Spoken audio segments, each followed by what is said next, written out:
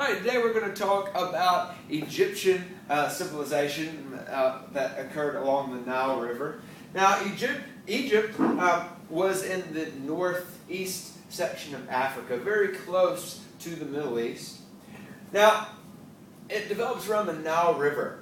Now, the Nile River was very good for Egypt. It had very regular and safe flooding, which makes growing crops extremely easy to do. It also makes it extremely easy to travel up and down the Nile. They were also safe from invaders because of geographical barriers. If you look here we have the Nile River running down through Egypt, and on both sides of it are a complete desert, which is kind of hard to travel through. And that offered them some protection from other civilizations. That didn't always stop other civilizations from invading, but it did provide them relative protection. Now, Egypt had a polytheistic religion where they worshipped many gods.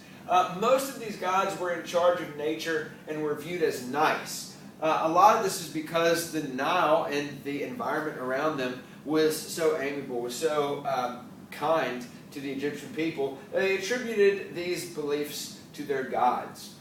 They believed that they could take their material goods in their afterlife. That's why the Egyptians often built themselves big pyramids and stuffed them full of gold and treasures because they thought they could take it with them in the afterlife. Now, Egypt was ruled by a god king called a pharaoh.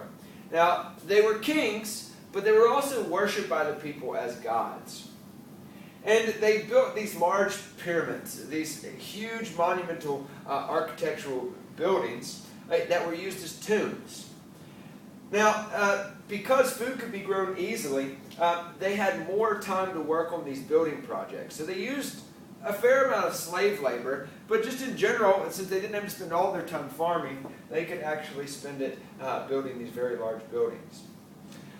They also had a pictogram writing system called hieroglyphics, and one of the interesting things about that is the only way that it's been translated was they found something called a Rosetta Stone, which had Egyptian hieroglyphics and Greek that had the exact same story on it. That sort of broke the code to being able to read hieroglyphics.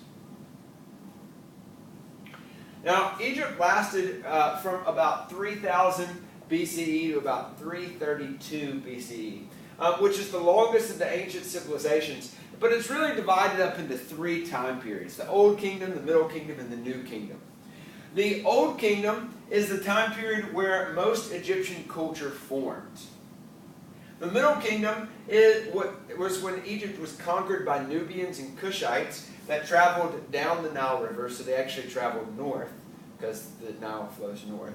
But even though they conquered, they kept Egyptian culture. They had a lot of respect for it, so they kept Egyptian culture the same. And then the New Kingdom. This is when the Egyptians took back over the Nubians and the Cushites, and they were conquered by various other civilizations, such as the Assyrians, the Persians, Alexander the Great, Rome, which ended ancient civilization. But this is sort of this time period in between the Middle Kingdom and them ending altogether. And then that is really it for ancient Egypt.